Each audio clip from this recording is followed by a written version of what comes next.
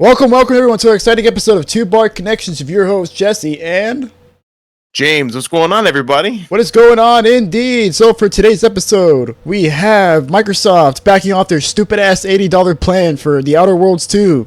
Also have two stories of Sony. Sony is suing Tencent over their totally not so legally distinct Horizon ripoff. And we also have Sony starting their takeover of Bungie, which came as a shocker as of yesterday. We also have Splitgate 2, making games great again by unlaunching itself after fucking up its launch. We also have BioShock 4 being in some big trouble after being in development for 11 years. And we also have the great censorship war going on between gamers and MasterCard and Visa. But before we get into all that, how have you been? I've been doing good, man. I'm luckily playing games that are not classified as porn, so actually, so to enjoy them. You're a good Christian gamer. I am a good Christian gamer, yes. Especially us, we're good Christians enforcing the law. Yes, and Ready or Not. The long arm of the law. Yeah, bro, long arm of the law. Not 2 months ago, we were literally slinging dope in Schedule 1, and now the other side of the male power fantasy of the masculine urges. The masculine urges to sell drugs and then arrest those that are selling drugs. But no, me and Jesse got the game Ready or Not. It was on sale on Green Man Gaming, which honestly I'd never used that site before. It's a good site. So it's an excellent site. I did not even realize how many deals they actually had. So I'm gonna keep them on my radar for any future developments. However, the only thing is though, because they said they're not eligible for a refund. So just bear that in mind before purchasing anything.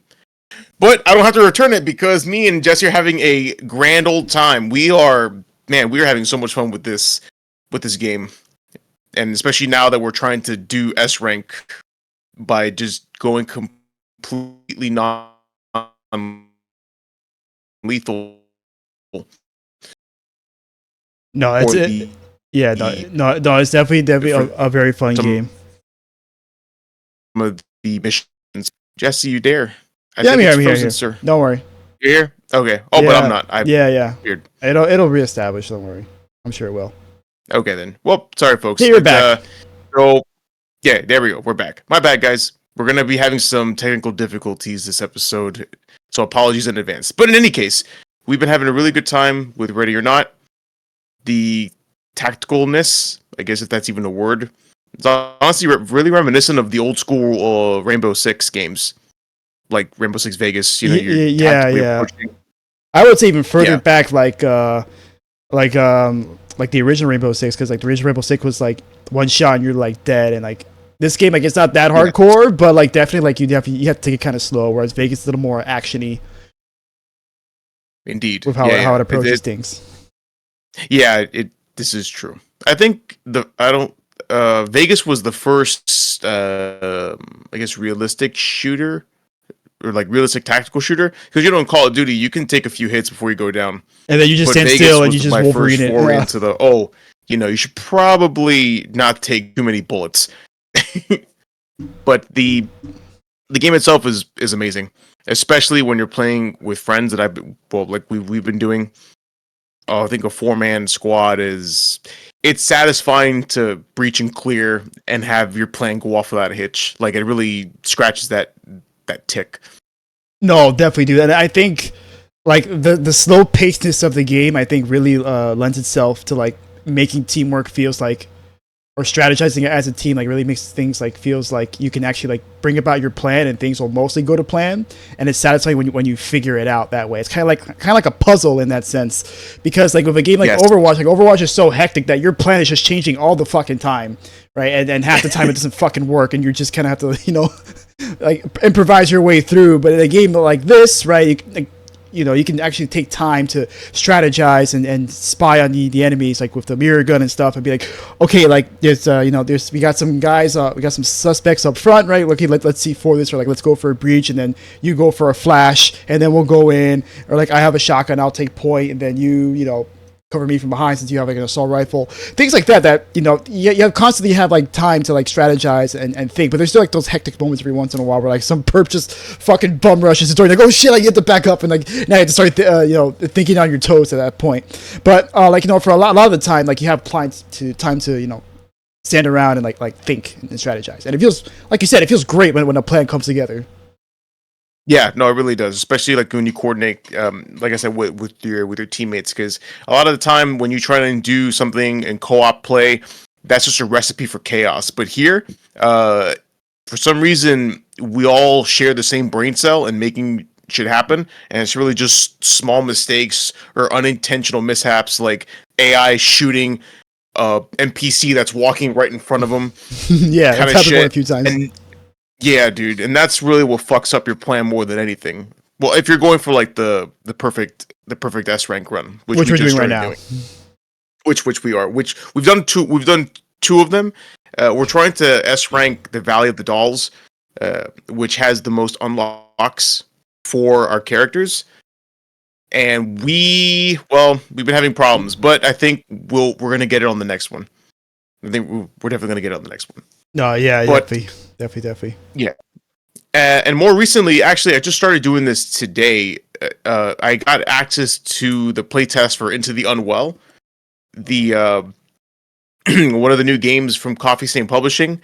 But the developers, She Was a Good Horse. That's literally the whole name. Okay. She Was a Good Horse. That sounds like an indie folk band. Dude, indie folk band for sure. But let me tell you, it's a lot of fun. It's like 2D platformer, roguelike, and you could play up to 3 people. And the playtest that I got actually came with 2 invites. So I sent one to Jesse so that we could play together later. And there's one more pending to take another person, because it's actually a 3-way co-op for these for this game. Oh, that's so cool. Okay. No, super cool. How long does the playtest last for? That I do not know. Today's the first day. I have to Google how long the playtest will last. But I mean, I can only imagine it'll probably be all weekend. Now that I think about it, because they launched it on a Friday, then probably give you the weekend to play it or whatever. Okay, then we'll definitely have to play it either tomorrow before we go to Paul's house, or Sunday. I don't know if you're off Sunday.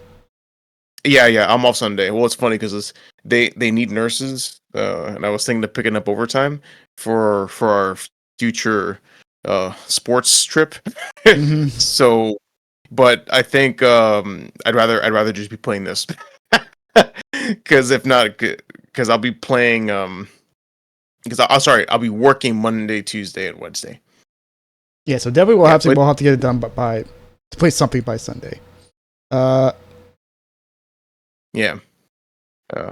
So I can't play gameplay of it because it's a closed beta, so they're not going to allow any. I don't think they allow like any recording or anything like that. So actually, yeah. So they actually made me essentially agree to an NDA before I could launch the game in game. They're like, oh, well, like, do you pinky promise not to record footage about the game? It's like, yeah, sure, whatever. Let me play. And it's been fun. It's been fun. So we definitely need to get on that. Okay. Yeah. All right. Well, we don't want to piss them off too much by talking about it too much, so I'll just take your word for it. And no. I mean, I think I'm not supposed to get into specifics. All I can tell you is the game is fun.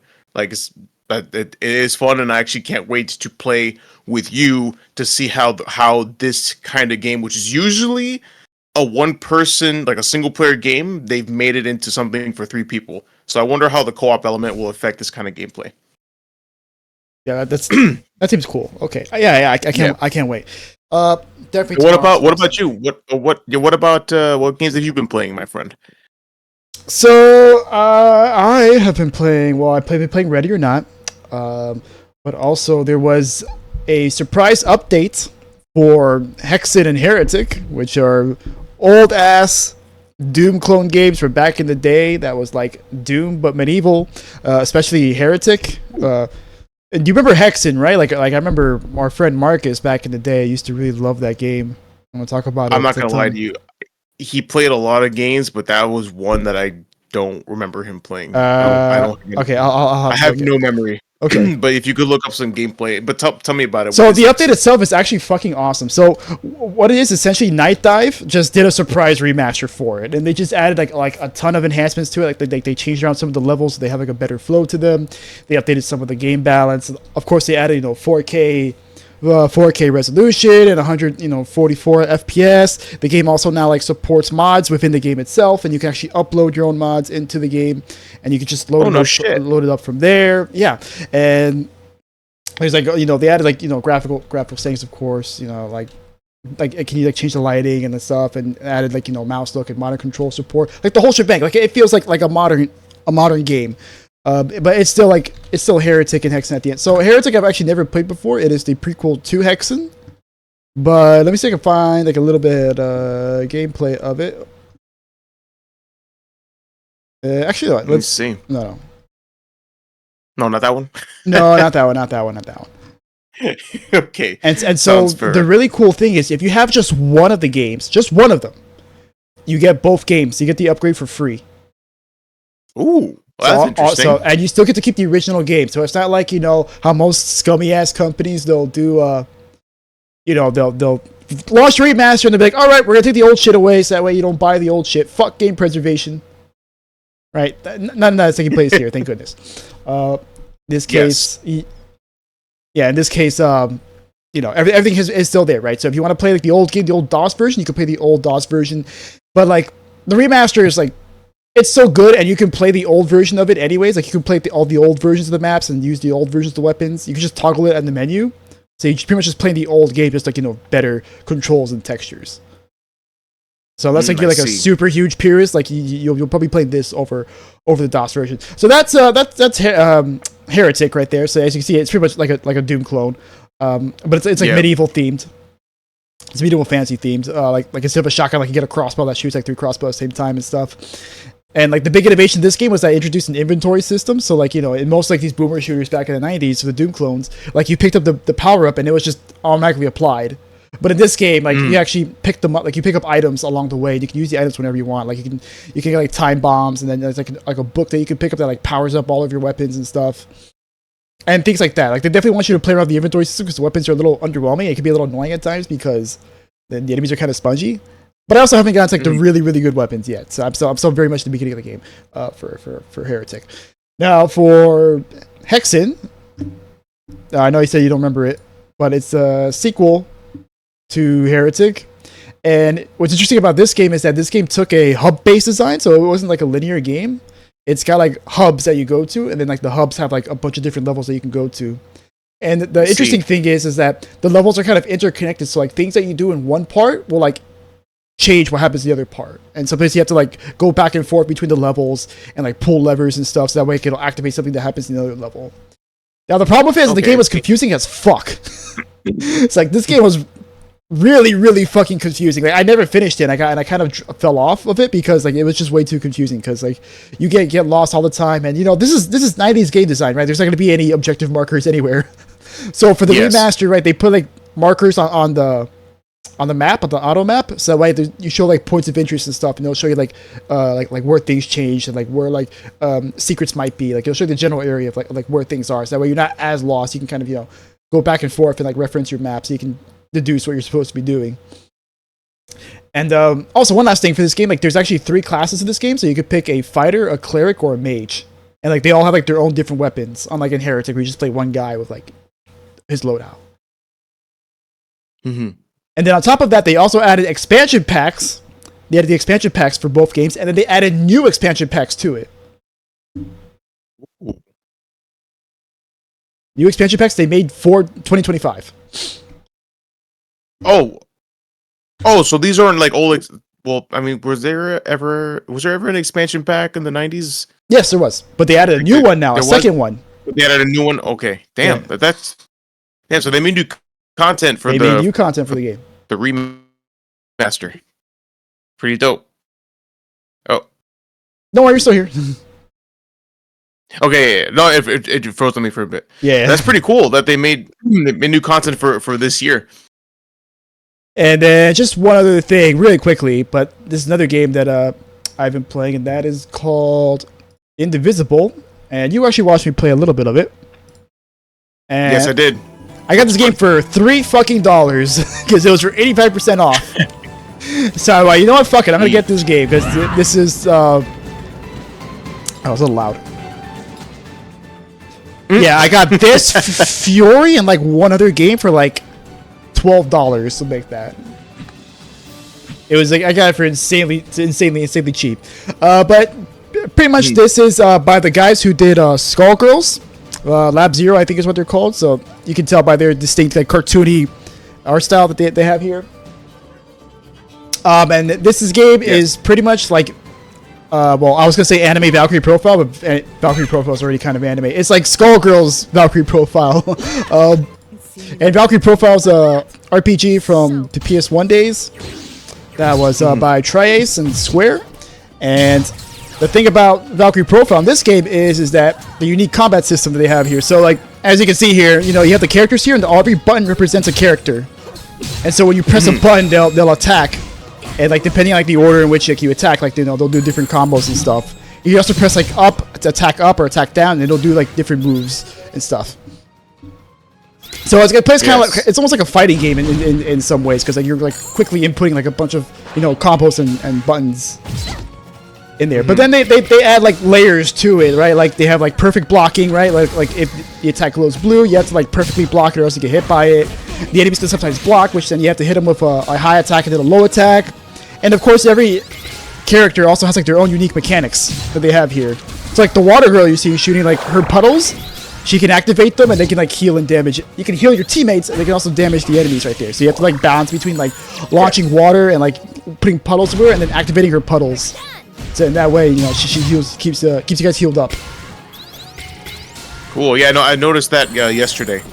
Forgot which power it was though. This pirate girl's new though. I haven't seen her. Yeah, I don't use her because she was very awkward. This is the last time I used her. Oh, okay. I barely used her because she was very awkward to use. I didn't really like her moveset, so maybe I'll try her again. Like, I got a ton of new party members, but she's very weird to play, and it doesn't feel like she really does much.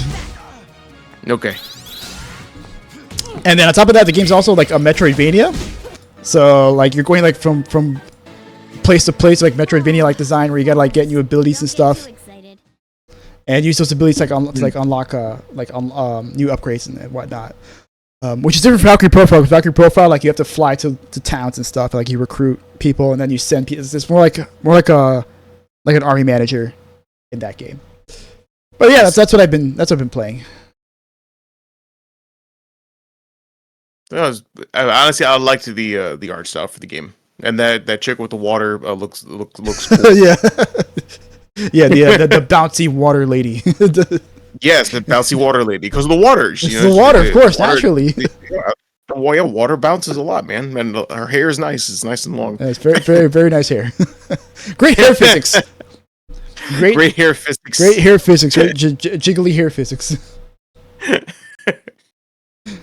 All right, man. You ready to get into some news? Yeah, let's get into some news. Let's get into the hows and whys.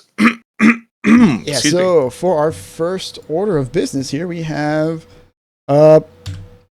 Microsoft backing off their stupid ass plan to charge $80 for their anti-capitalism simulator game, a game that's supposed to be a satire on capitalism. Which is, wow, that's what a more Microsoft move than that. So yeah. So Microsoft announced that on July 24th that they will be backing off on their charging $80 for Outer Worlds 2, which will instead be $70. And everybody who has pre-ordered the game will reportedly be refunded. And this comes after they announced back in May 2025 that they were going to be increasing the prices of their consoles, accessories, and also introducing $80 games, fresh off of Nintendo introducing their $80 games with Mario Kart World. And they had this to say about it. Subject beginning with some of our new first-party games starting this holiday season. We understand that these changes are challenging, and they were made with careful consideration given market conditions. They love saying this shit. And the rising cost of development, another thing they love to say. Looking ahead, we continue to focus on offering more ways to play more games across any screen and ensuring value for Xbox players. And again, just a whole lot of nothing. And it's just so funny that they released a video to celebrate bringing down the price that they themselves settled with apparently them punching themselves. They're like, yeah, we're one of you guys. See, fuck $80 game. God, bro, they're so fucking stupid. It's still $70. It's still $70, right? Yeah, it's still $70. They gave me still $70, and we pre-ordered it. Got refunded. I still don't recognize that as the new norm. They need to bring it back down to $60. $70. I barely accept $70 as the new norm. And most games, I don't think 95% of them are not worth $70. No, bro. Most of them aren't even worth 60. Hence why we always wait for sales for like a lot of the games that we play. And I don't think this game will be much different because I played the original Outer Worlds when it came out. I actually made an Epic account specifically to play it. And I won't lie, it was really meh. Very, very meh. Yeah, I played it for a little bit on the PS4, and I did like it, but that was around the time when my dad took over my PlayStation, turned it into a YouTube box, and he pretty much used it to the point where my PS4 literally just died. Oh lord! Yeah, it just doesn't even fucking work anymore. Thank God he has a smart TV because he'd be losing his mind now. We now have 2 smart TVs, so he just puts on the YouTube app and he just watches all his football and World War II videos. Good for him. So yeah, I mean once again the game industry is trying to push this $80 nonsense onto us. This is only the beginning, right? Like it's only a matter of time. Like wait until Grand Theft Auto 6 comes out. And then that's when the floodgates will truly open. Like this is the warning shots. These are the warning shots, but yeah, it's funny how everything is culminating with GTA 6, and there's a lot of money behind it, and a lot of money to be made from it. Excuse me, I have gas. What'd you do to me, Jesse? Not me this time. No, but GTA 6 will be the behemoth that will. Honestly, it's going to make its money, but it will also break every other game on the market because every other game will think that they're also worth whatever the price point is that GTA sets it at. And I think it's interesting. We've talked about it before, how a lot of people are saying how easy it would be for them to price the game at $100, and everyone will buy it no matter what. And that concerns me. Yeah, that is concerning because that is literally the one game in the entire market, the one game that could possibly get away with it. But that's it. No, they will get away with it. That's the one game that will get away with it, right? But the problem is everyone that comes afterwards, like, oh, we can do that too. We're GTA 6. We're worth $100. Yeah, well, I mean, Microsoft tried to pull that shit with fucking Outer Worlds 2. They walked it back though, but. Yeah, I don't think they'll be able to. Not Tencent. Oh my god, Take-Two will not give a fuck. And I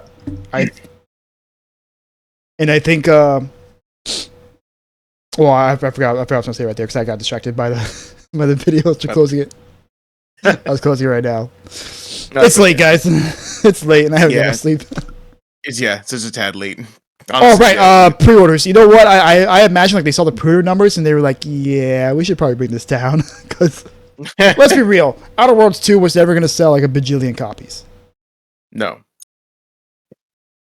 it was gonna sell probably a good decent amount because people do want to see another Outer Worlds. A lot of people were like, yeah, like Outer Worlds Outer Worlds 1 was kind of mad, but like this game seems to really like expand upon it because like Outer Worlds 1 was kind of like sanded down. It was kind of a small game. I think it was only like $50 at the time. I don't think it was a full price game. I think it was like a $40 or $50 game. You sure?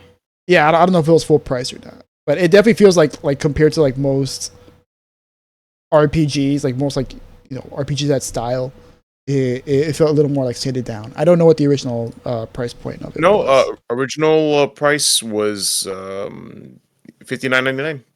Oh, okay. According to I stand correct. According to this, okay, I stand correct. Yeah. Its current price, however, on Steam is $30. So half. It's half off right now. Yeah, it's half. Well, it's an old game. That's like a 7-year-old game. It should be half off. Yeah, it should be. It's not always half. Yeah, It's yeah. not always the case. Well, yeah, Nintendo doesn't seem to get the memo on that. No, Still charging Nintendo would not. $70-$80 for fucking Breath of the Wild 20 and I'm sorry, for Tears of the Kingdom, $80 for Tears of the Kingdom, a game that came out 2 years ago at this point. Switch upgrades. Switch 2 upgrades. Fucking HD texture packs for $20 extra. You gotta be shitting me, bro. It's such a and then Breath of the Wild, you gotta buy the texture pack, and then you have to buy the DLC separately.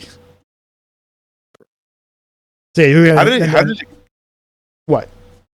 No, I was just gonna say, how did it go so wrong? Well, Nintendo's always been like that. So like it was only a matter of time. Yeah, but this is egregious as fuck. I don't think I've ever seen it this bad. Yeah, well, I mean, once Iwata and Reggie left, like that was like the beginning of the end. Yeah, and like they're like their new CEO is like, I think he comes from like the banking industry, and he's like yep. he was like a high ranking like banking guy. So you know, it makes sense at this point. Yeah, it does. All right. So any other thoughts on Microsoft? No. Yeah, Microsoft, eat shit, eat some humble pie.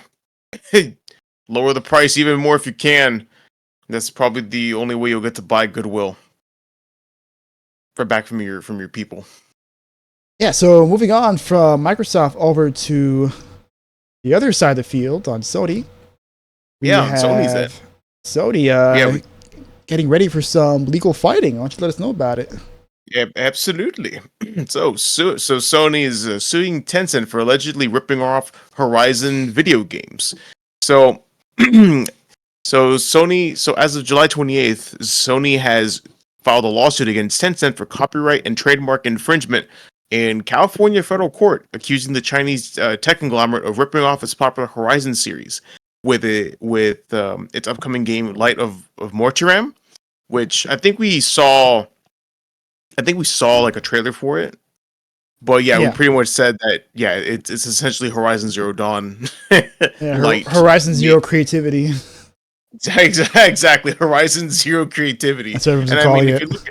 Yes, and if you would consider exhibits A and B that my colleague here is going to show in a little bit, you will see exactly why Sony filed a lawsuit. I mean, look at this shit.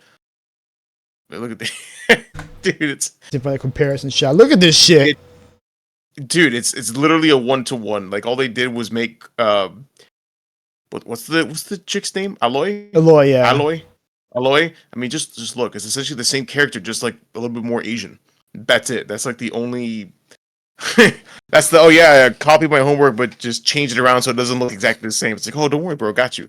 Except Sony specifically did not give Tencent permission to copy its homework. So, looking at these images, you can see why Sony would file a lawsuit against Tencent. Oh, excuse me. Oh, fuck, now I got hiccups. So, Sony released the first Horizon games back in 2017.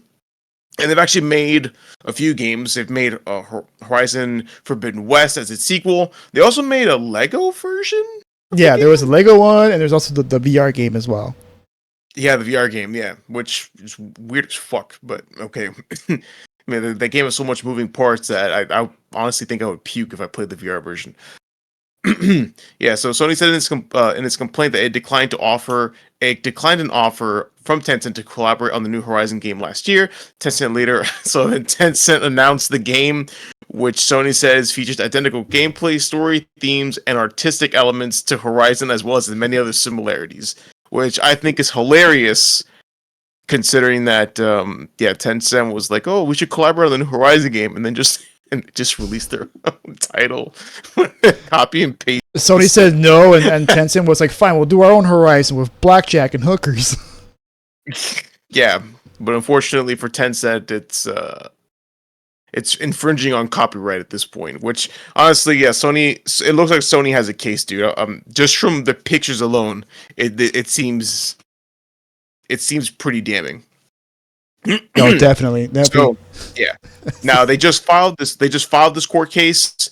So we're still in the beginning of the proceedings. Sony asked the court for an unspecified amount of monetary damages and an order blocking Tencent from violating its intellectual properties. So I can only imagine that they're looking for maybe a halt to the game's sale until the lawsuit is dealt with, and so on and so forth. And yeah. So, do you have any thoughts on Sony versus Tencent? It's just funny, man. It's just No, it is hilarious. it's just so funny to see. It's really funny to see. You know, first you have Sony. First you have Nintendo suing Power World. Yeah, But, except this seems much more justified than no, this is way more justified, bro. Especially since Tencent does. I'm sure Tencent has a history of ripping off games or shady practices like this. Yeah, look at this, Look at man. that. They just animeified Aloy. That's it. That's exactly what it is. I mean, good for them. I always approve animating a main character, but bruh, good lord, Yeah, zero originality is definitely the zero originality, zero creativity. zero fucks given. Apparently, yeah, man. Oh my god. Yeah, and while Sony is fighting Tencent, so Sony is also fighting their own acquisitions. And by acquisitions, I'm talking specifically Bungie. Sony says that Bungie's independence is getting lighter as it aims to launch Marathon before April 2026. We are now fixing the problem, so we believe this launch will happen.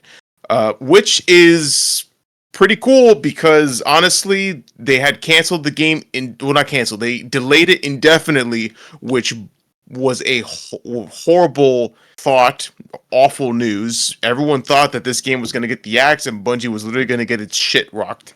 But Sony's like, nope, we are going to fix this problem. So, Bungie's delayed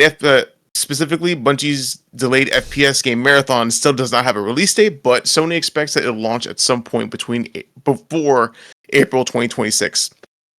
Although it has specified that is not a commitment. We all know that Marathon got hit with the infinite delay back in June, while Bungie was putting its focus on making combat more intense, and of course, also the controversy, including its unauthorized designs, art theft. So it said it's conducting a thorough review of the in-game assets to make sure that there is no plagiarism. Yeah, art theft seems to be a running theme with Sony these days. Yeah, yeah. If they're not stealing art, they're getting their art stealing from them. Honestly, there really is no honor amongst any of these thieves. Yeah, so in theory, according to the article, they would place the game's release window between now and March 31st. Of course, that's a whatever. But the CEO of Sony Interactive Studios Business Group, Herman Holtz, said the game would have a release date by then, and that it is an ongoing process in the long term, but the direction for Bungie is to become part of PlayStation Studios. So that's the quiet part out loud. So they're definitely in the process of integrating Bungie so that they just become a part of the Sony conglomerate while losing its independence. As I forgot his name. Tao spoke about the governance of Bungie, mentioning that following the structural reform last year, Bungie shifting into a role which is becoming more part of PlayStation Studios and integration is proceeding. Which kind of begs the question that even if these games were to do well, would Sony still absorb Bungie instead of leaving them to be independent? You know what I mean? Like, what do you think about that? It has to be a massive success because this is the fact that they're in this situation in the first place is already a massive blunder, and they've already been fucking up with Destiny. They have been, and the worst part is it's 100% their own fault. Like, this is their own undoing. You know, Sony literally gave them the freedom to do their own thing, and they squandered the opportunity. So now Papa's coming in to rein the studio in and discipline its children. Yeah. So there's also another article by PC Gamer. Yeah, that essentially expands on the same idea. Sony has had apparently had enough. This was a little bit. This article is a little bit more harsh. So, in the article, when Sony announced its intention to acquire the Destiny 2 developer at 3.6 billion, they stated the company would be an independent subsidiary as long as they made money. Like they didn't care. They just wanted to make Sony money, which kind of makes sense. Under the direction of the studio's then current management team, they would remain a multi-platform studio with the option to self-publish and reach players wherever they choose. But now that we've gone through 3 years, well, honestly, it's incredible that it's only been 3 years and it's gone this wrong. Right? It's so fast. Yes, it was so fast. Oh my god. And honestly, it's not even that. Ever since the acquisition, I think the podcast we founded it just a little bit right afterwards. So it's been as long as we've been doing this. But the corporate executive officer Lin Tao said during the company's recent quarterly earnings call that those days of independence are coming to an end.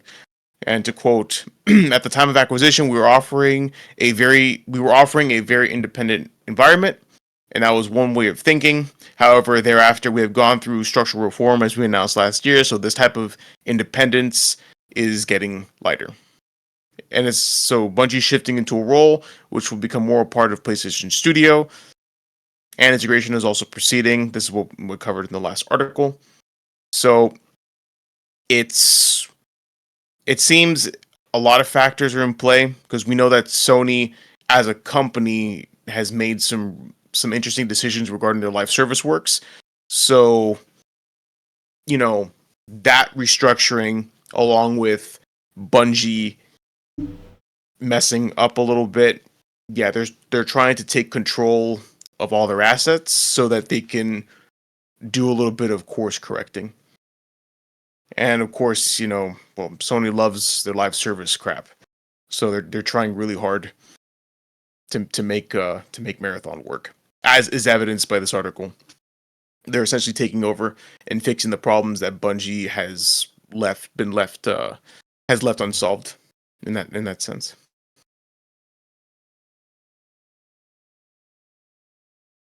Anything else? Oh no, sorry. I was waiting for your input. I should have just asked for thoughts on the matter. Yeah, I was looking forward to. You got anything else? No, my bad. I should have been so yeah. What do you think? What do you think about that, dude? I mean, hey man, it's been a long time coming at this point. With all the stories we've been hearing about Bungie leadership and how utterly incompetent they are, and how they seem to care more about their cars. The CEO seems to care more about their cars on the day that he's laying a ton of people off. I mean, they have laid off almost half of their staff. Yes. I think we covered a while back that Bungie, through all the cuts they've made throughout the years, has equal to about 40% of the staff that they had back when they were first acquired by Sony. And also, according to many of the reports that we have covered over the years, Bungie also kind of oversold the success of Destiny 2 Sony, because it was always kind of on the downward trend for a long time now. And, with the final shape being the finale of the series pretty much, and them just focusing on releasing smaller expansion packs that are not as meaningful. It's kind of led to a dip in their player counts. In fact, I think they've reached at this point one of their lowest player counts ever with the release of their most recent expansion that came out a few weeks back. Yes, and a lot of people are just ragging on the expansion pack, saying it's pretty much a big nothing burger of an expansion that it changes a lot of things just for the sake of changing things, and it's just not a very good or engaging expansion pack. And then you have on top of that them sunsetting content that people fucking paid for, them going through that decision. The fact that Destiny 2 was launched in a very messy state to begin with, already kind of messed with it as well. I remember they pretty much made all the same mistakes that Destiny 1 did for Destiny 2 launch. And there's like all these stories about like how like development of it was like really bad, like their engine was like terrible and like led to like a long working cycle that demanded like a ton of crunch and stuff. And then you also have now with Marathon, right? Them taking a cool single player game that was originally a single player game. Like it was obviously like very niche. Like almost no one knows what Marathon is. I only know about it because I bought it on Xbox Live Arcade. I bought like the second one. But now like now they're like all available like on for free on Steam, so you can actually go check that out. They're cool games, but nothing like too crazy. But they're like the precursor to Halo. And they took that, right, a single player game, and then they decided to just make it a fucking another extraction shooter, right? Because we need another one of those because God knows we need so many more extraction shooters and we need so many more live service games. Like this could have been such a cool single player game or a co-op game that they could have sold for like, you know, a couple million copies.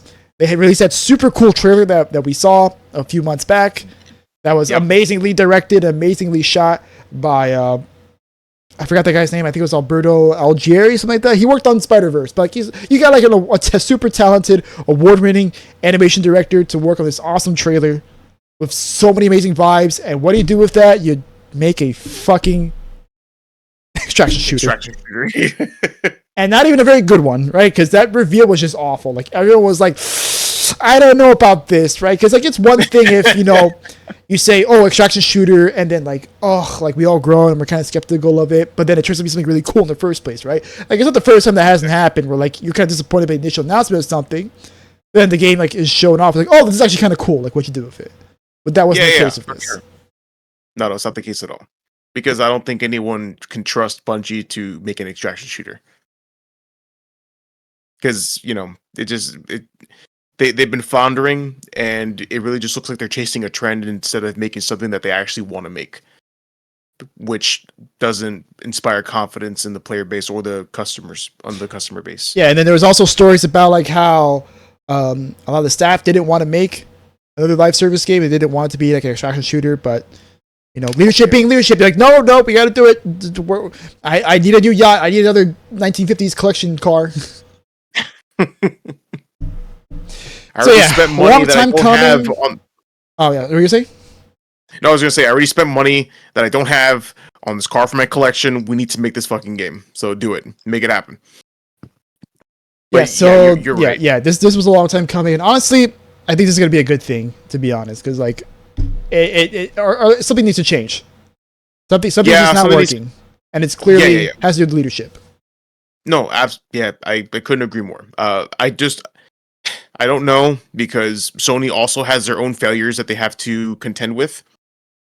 You know, in terms of live service games, you know, we all know the Concord failure. We know the Blue Sky God of War live service game that was a huge head scratcher. Blue Point. So you know, you're fucking Blue Point. Oh, God of War. Why is my trigger word? God of War live service game. That's exactly what we wanted, right, Jim Ryan? That's exactly what we fucking wanted, Herman Holst. So there is a chance that we're just replacing bad leadership with more bad leadership. Well, Jim Ryan's gone and Herman Holst got demoted, so maybe Sony got their shit together. I don't know. Well, let's see. But it gives me hope, or I think this should give people more hope in that Bungie is being taken out of the control of Pete Parson and the other cloud executives that are there. Yeah, so we'll see. But like you said, we know for sure that what is there now is not working. So we'll have change, and you know what? If it works out, great. And if it doesn't, well, we won't be surprised either, because again, there's other leadership that are just like, they have that same dumb line of thinking of, oh, we need another live service game, or we need another another extraction shooter, and the like. Yeah, and speaking of dumbass CEOs and executives and live service shooters, we got here Splitgate 2 splitting out of release because that was terrible.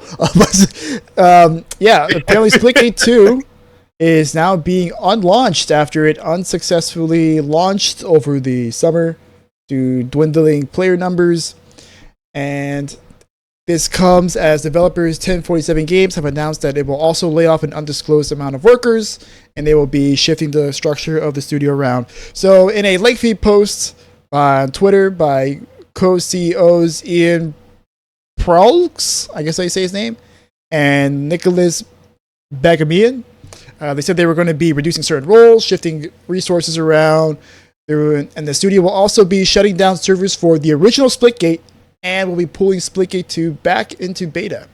However, the game will still be in playable states. You will still be able to play it, but they will be making some serious developments behind the scenes. So 1047 also admitted that they released Splitgate 2 a little too early. So this comes after one of their CEOs, I think this is Nicholas, went on to Summer Games Fest with his Make FPS Games Again, talking about how FPS games aren't cool anymore. Call of Duty is just lame and Halo is lame, and he's going to make FPS awesome. And he's not wrong. Yeah, but then what did he do? He released Splitgate 2 with incomplete content, predatory microtransactions, and a battle royale mode, because that's exactly what Splitgate needed. Your arena-based shooter needed another battle royale mode. That's exactly what FPS games need to make them great again. Good lord, man. So yeah, naturally that got unlaunched, but unfortunately it's going to cost many people jobs, and it's also going to cost Splitgate 1 players their game. So apparently it was financially unfeasible for this game to be running, as it was running at an apparent $40,000 or $50,000 per month to maintain. And they turned off microtransactions a while ago for the game, so it wasn't really making any revenue, so they had to close it down in order to preserve employee number counts and prevent further layoffs. I was always under the impression that maintaining servers actually didn't really cost much. But I guess maybe I was... Well, we were games making zero money, $40,000-$50,000 a lot. For most companies, this would be a drop in the bucket. Like Call of Duty, it's nothing. It says chump change. Yeah, I guess so. That's chump change to chump change. Yeah. Yeah, when your game is making like no money at all. Yeah, I guess that's true. Well, damn, 40 to 50K a month is a lot of money. And then he releases an FPS shooter game that's also lame. It's like, well, pot me kettle, I guess, is the situation he's in. Well, at least he's going back to beta. I'm sorry, Ian Prolex. That's Mr. Prolex? That's Mr. Hat Dude here. No, the Hat Dude? Okay, cool. Awesome. Yeah, so good job, dude. Another live service game has now taken a stumble. Jeez, and now join the rank and file. And now more people will lose their jobs as a result. Yep. Good job, man. Hope you're proud of yourself. All right. I have no other thoughts on that. Me neither. Me neither. But another FPS game that's in trouble. Oh, absolutely. Yeah, so an article, so we all know that BioShock 4 has been in development for, 11 years, as you said in the intro, and there's some new details that have come to light on the BioShock series. So, in an article from GameSpot, a new report has shed some more light on the future of the BioShock games, and it includes some concerning news. The new BioShock game that was first announced in 2019 from Cloud Chamber failed a review, while plans for a remake of the first game have been scuttled. The report says that the new BioShock game's narrative was identified as an area that was in particular need of improvement, and that the narrative will now be revamped. Damn, that's pretty bad. Studio head Kelly Gilmore was ousted by 2K Games, the report added, with creative director Hogarth de la Plante. Sorry. Dude, as a Spanish speaker, that sounds hilarious. It literally translates to Hogarth of the Plant. Anyway, Hogarth de la Plante Plante getting reassigned to the publishing role. Cloud Chamber was reported to have an all-hands meeting recently where leaders discussed being more agile and efficient, which of course prompted fears of layoffs. A spokesperson for 2K Games told Bloomberg that Cloud Chamber had a good game currently, but the publisher says it was committed to delivering a great one. Which, okay, that's fine. I can understand that. However, they did say that the reported BioShock remake was mentioned that it was shelved earlier this year. So the BioShock remake has indeed been, well, it's no longer in the conversation. I guess they want to devote all their resources to making BioShock 4, which, you know, after 11 years, you'd think you'd want to make something good. Yeah, BioShock is one of Take-Two's 13 franchises and have individual titles with sales more than 5 million units. And the series itself has actually sold a lot, while a BioShock movie's in the works. So, you know, people, when BioShock first came out, it was a really good game. It was actually, I think it was one of the best FPSs of all time. It's an amazing game. Excellent game. And it came out during 2007, like the GOAT year of gaming. It was the GOAT year of gaming. Halo 3, Call of Duty 4, Orange Box, BioShock, right? Dead Space. Dead Space also came out, I think, in that area of time. Did that come out in that area of time? I thought that was I don't know, because I remember 2009. Well, it came out in that time period because I remember playing Dead Space on the Xbox 360 with BioShock. I don't think it came out in the same time, but Mass Effect 1. Oh, bro. Lost Planet. Oh, Rock my God. Band. I love Lost Planet. God of War 2 for the PS2. Assassin's Creed, the OG one. I mean, I don't care too much, but I know people love Assassin's Creed. The first Uncharted game. Pokemon Diamond.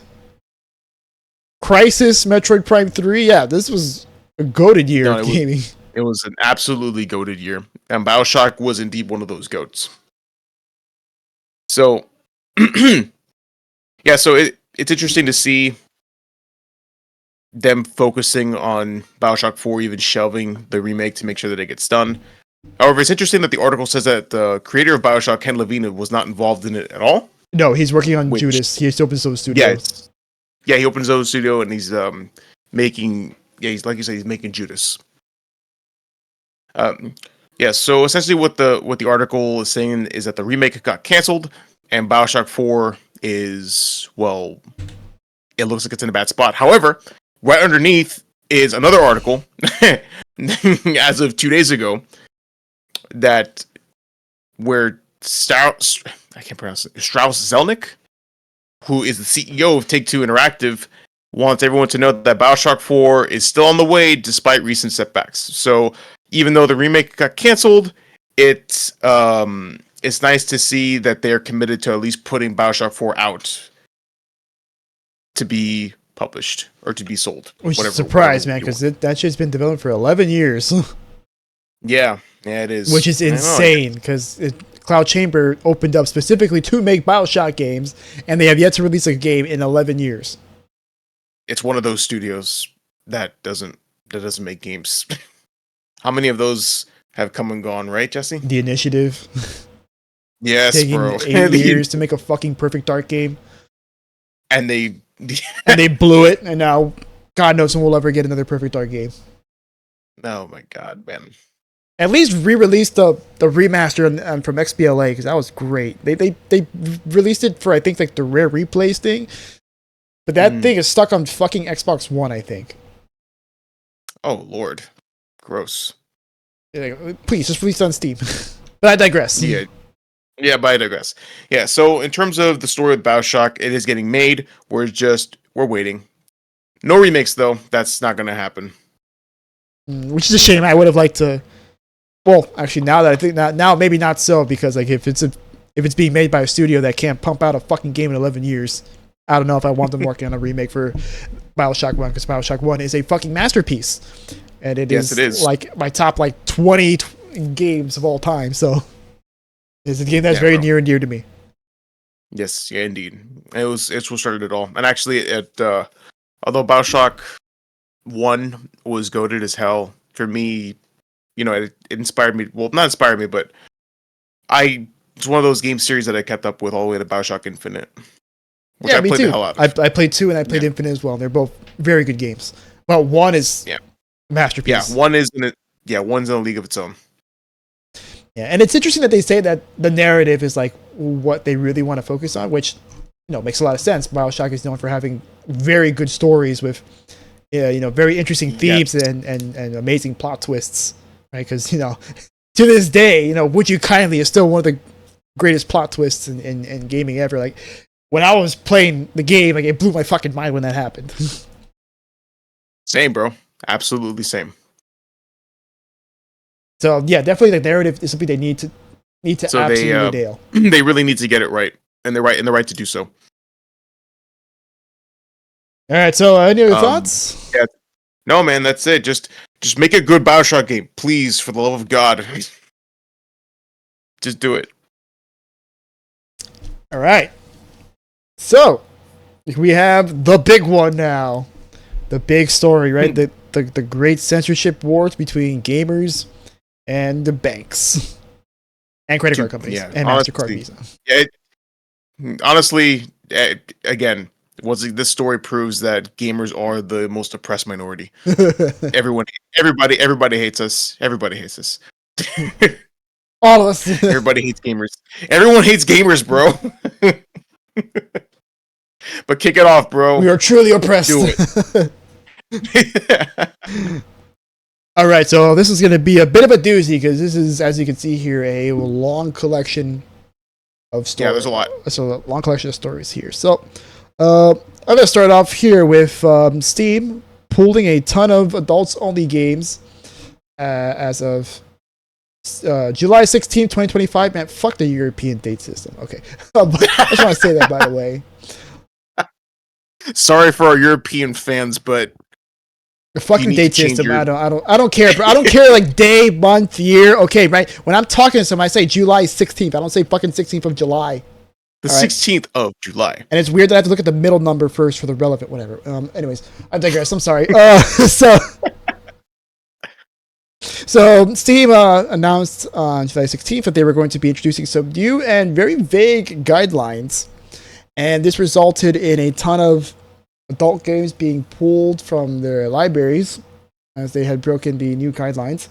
And well, what are these guidelines? Well, these guidelines are, as I can see right here, as I scroll down, it would say content that may violate the rules and standards set forth by Steam's payment processors and related card networks and banks or internet network providers, in particular certain kinds of adult-only content.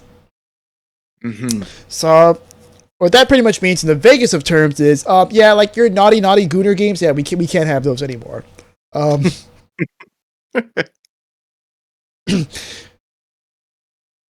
So, to this end, right, itch.io followed afterwards. Itch.io is the indie platform that can loads up where you can allow to like load up like all your indie games up there. It's a much more open-ended like Steam, where like pretty much anybody can just upload any of their games up there. And itch.io, .io also removed a ton of AO games from their audit on July 24th.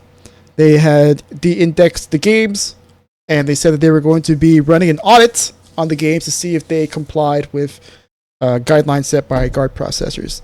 They cited pressure from payment processors following Collective Shout's campaign against No Mercy back in April, which, as you can see here, this is like the full statement here. I'm not going to read the whole thing, but in it, they, like I said, they cite pressures from credit card companies after Collective Shout, which is, I believe, like a right-wing feminist group, religious feminist group that took issue with No Mercy, which was one of said Gooner games that it was a little bit more on the hardcore side, to say the least. I'm not gonna go too much into the details on what it is, but you can just like look it up on what it is.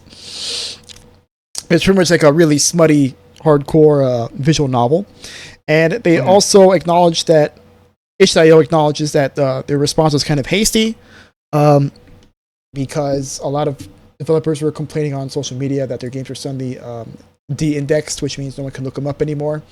But to that end, itch.io said the situation developed rapidly and we had to act urgently to protect the platform's core payment infrastructure. Unfortunately, this meant it was not realistic to provide creators with advance notice before making this change. We know this is not ideal, and we apologize for the abruptness of this change. So yeah, like I said, itch.io is much more open-ended than Steam. And Steam, you kind of have to go through a approval process to get your store page up in the first place. Whereas itch.io, you can kind of just upload it up with minimal barriers. And so in order to, preserve the website and prevent payment processors from pulling out altogether, they had to just take a shotgun approach, just de-index everything while they run an audit on whether or not the game is good to be published or not. Yes. So yeah, this was the open letter that was given by Collective Shout, and it was addressed to PayPal, MasterCard, and Visa, all their CEOs and executives that are those companies. So then, following the de-index from itch.io, as of 8 days ago, they decided to start re-indexing NSFW comment, but under the condition that it did not accept any money, and they said that they were going to be continuing the audit going forward, and they assured the community that there will be a search for new payment processors, so that way they can have the games up that they want to be paid, can still be published up there without any problems. Mm-hmm. And so from there, everyone has a big hubbub about, how we're essentially games are being censored from the platforms that they're on. You have payment processors coming in, censoring legal content, and pretty much telling you what you can do with your money and telling you what you can buy, right? Just because they find it, in distaste. Now, absolutely, MasterCard responded with this, saying, clarifying recent headlines on gaming content. MasterCard has not evaluated any game or required restrictions of any activity on game creator sites and platforms, contrary to media reports and allegations. Our payment network follows standards based on the rule of law. Put simply, we allow all lawful purchases on our network. At the same time, we require merchants to have appropriate control to ensure MasterCards. Let me see if I'm reading the whole thing. Yeah. Yep. Put some people okay. At the same time, we require merchants to have appropriate controls to ensure MasterCards cannot be used for unlawful purchases, including illegal adult content. And so, naturally, everyone said, this is bullshit, and they put a community note up saying both Steam and Itch have stated their removal of adult content came from pressure by payment processors, including MasterCard. Of course, I said an article there. Furthermore, MasterCard and other payment processors have a document history of refusing service to Japanese retailers over legal adult content. Which, by the way, I have to add, they actually got in trouble, and the Japanese court system fined them for trying to do this exact same shit in Japan. I forgot the article, but we'll have to look it up later. Yeah, so then over in Australia, you have more of the industry responding to the ongoing censorship. And we have here the IGEA, which stands for Interactive Games and Entertainment Association. They're a games industry body that represents developers in Australia and New Zealand, and they have expressed support for developers operating within the law. And they said that they respect and support the rights of video game developers to create the content they choose, to express ideas, tell stories, and push creative boundaries through their work. Creative and artistic freedom are essential to a thriving and diverse games industry. All creative works must operate within the legal framework of the countries in which they are distributed. Navigating this balance is not always easy, but is essential to ensure both the protection of creative expression and compliance with applicable laws. We remain committed to supporting developers as they exercise their creative rights responsibly and within the boundaries of local regulation. Yep. And so now, amidst all this, there was a lot of valid concerns, especially amongst LGBTQ devs, on how many of their games were being flagged, even though they were not sexual in nature at all, but because they might, piss off the wrong people, they ended up getting delisted anyway. So I have this really good article here on Wire that actually covers quite a lot of it. And it seems like this shotgun approach has been actively harming these LGBTQ creators. So we have first Consume Me, which is a game that won awards at 2025 Game Developers Conference.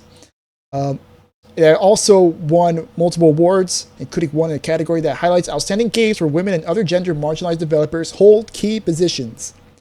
It was kind of funny, like, these collective shouts all like, oh, we're for the women and for the children and stuff, right? We're protecting young girls and women everywhere. And meanwhile, they're harming games being made by women for women that a lot of times, like,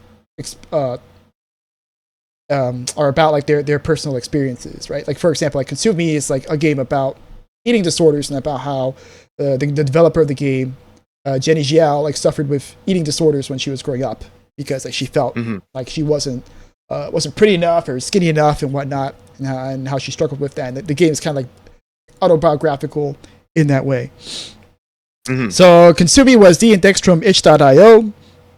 Despite it, like I said, being a pretty important game that's talks about like eating disorders and whatnot, and to that,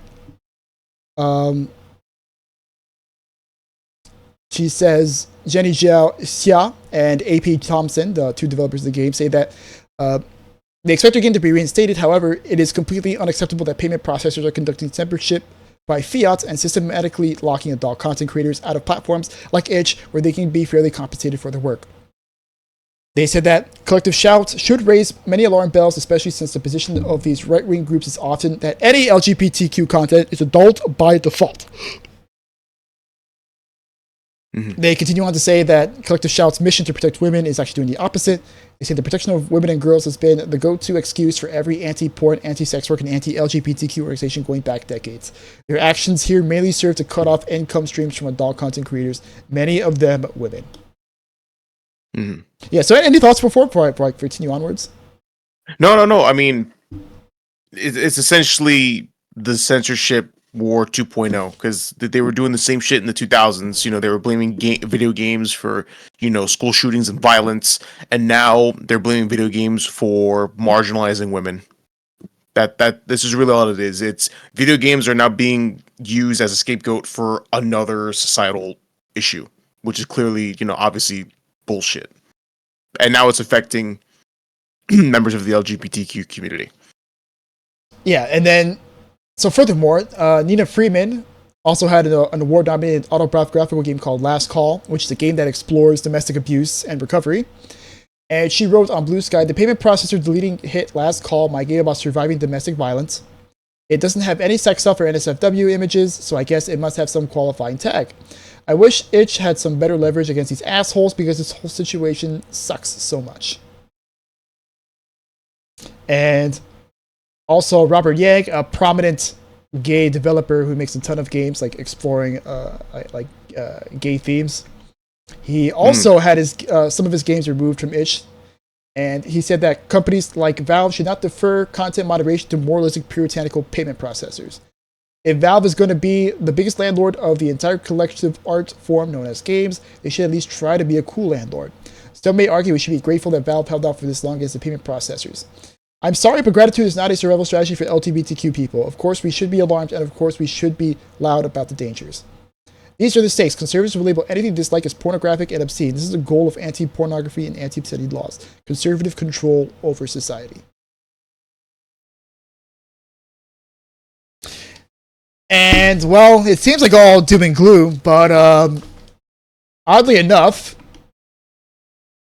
our very interesting president, I'll leave it at that, President Trump came in, seemingly saving the gamers with a or at least... I'm sorry, what? And I was going to say, at the very least, starting the effort to save gamers. So apparently, Trump signed an executive order yesterday guaranteeing fair banking for all Americans everywhere.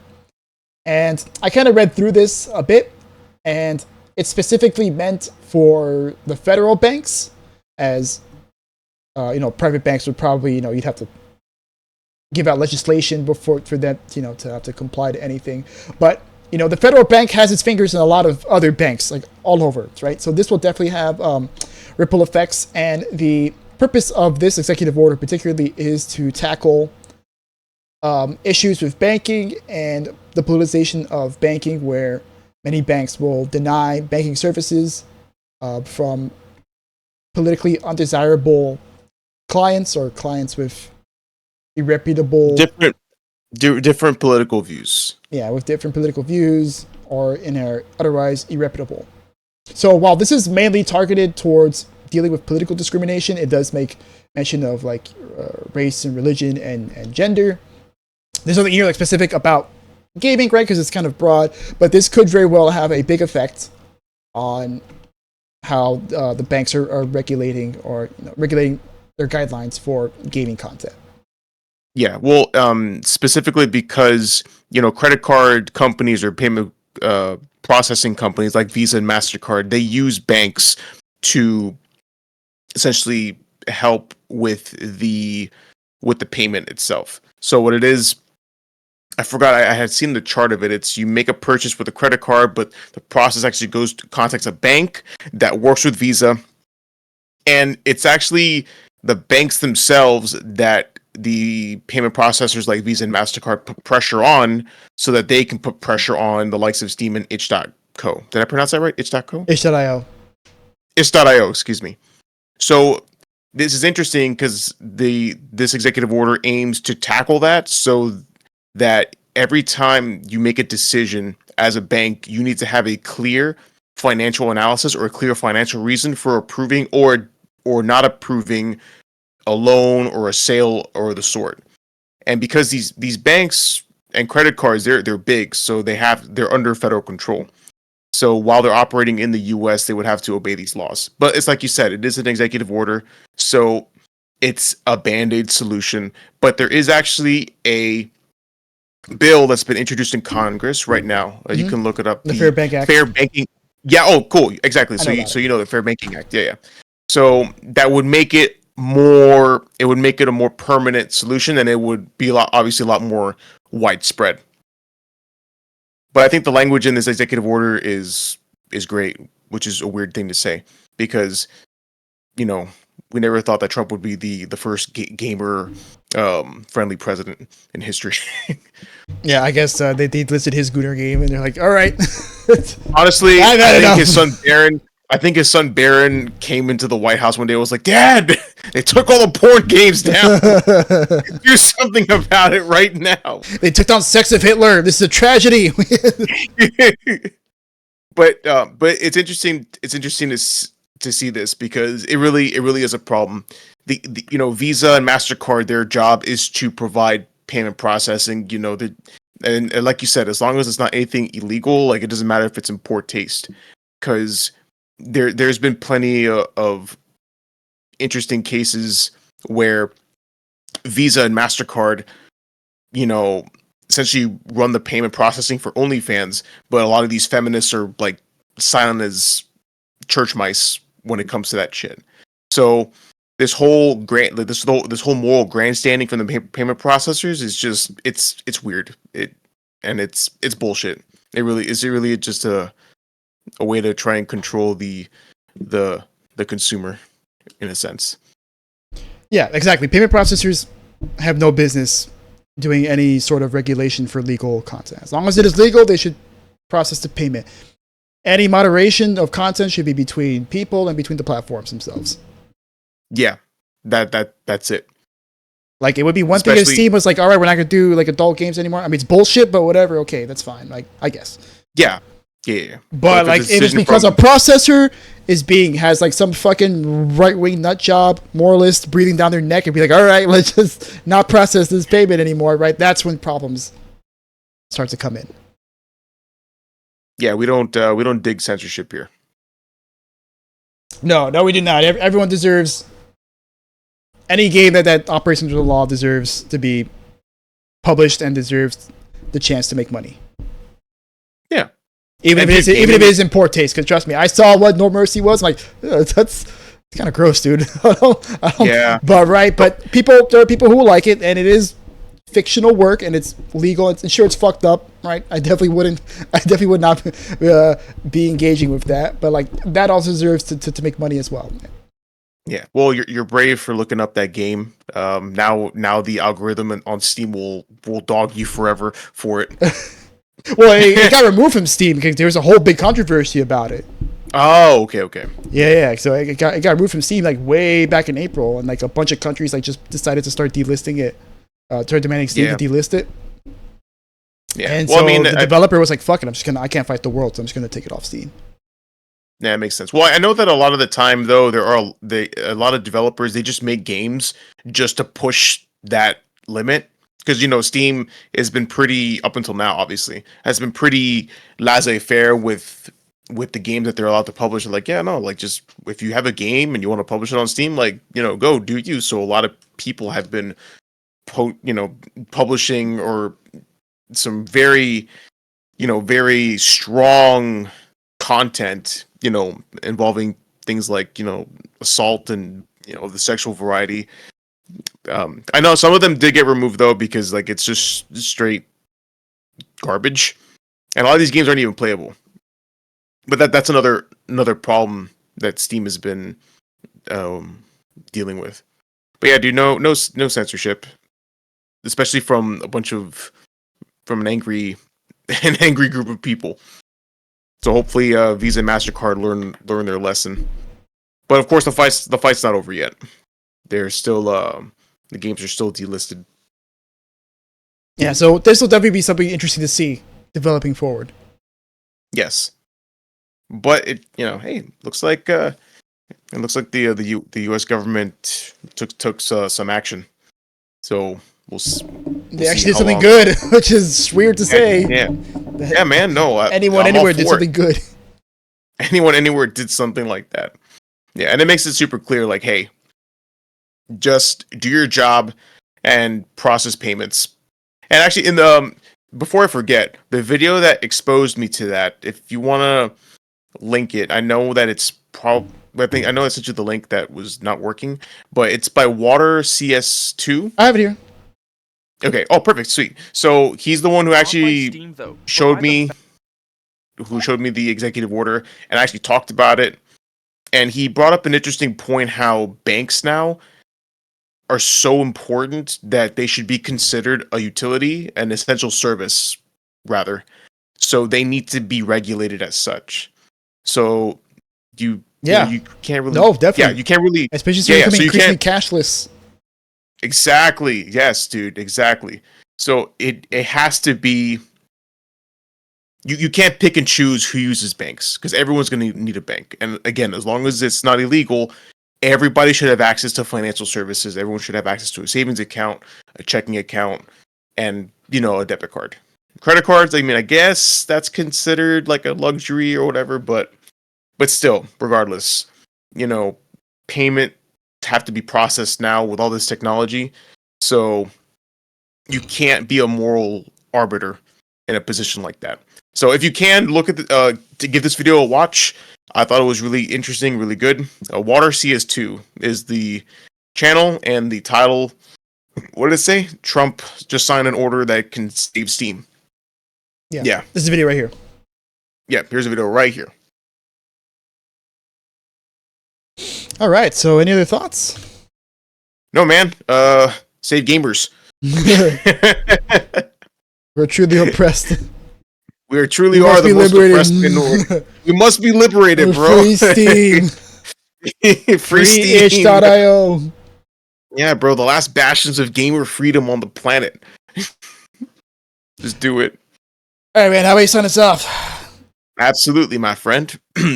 Well, guys, thank you so much for watching this episode of Two Bar Connection. We really appreciate you guys sticking around to support our content. Please subscribe to the channel if you haven't already. Leave a like down below, and also leave a comment if there's any stories you want us to cover, or if there's any games that you want us to play. We're available on YouTube video podcast, which is the best way to watch us. But you can also watch or listen to our audio only versions on Spotify, Apple Podcast, and Amazon Music. We also have a handle on Twitter. No, we will not call it X. And our Twitter handle is at 2bar podcast. And thank you very much. All right. So good morning, good evening, good afternoon, wherever you're listening. Peace. Bye, everybody.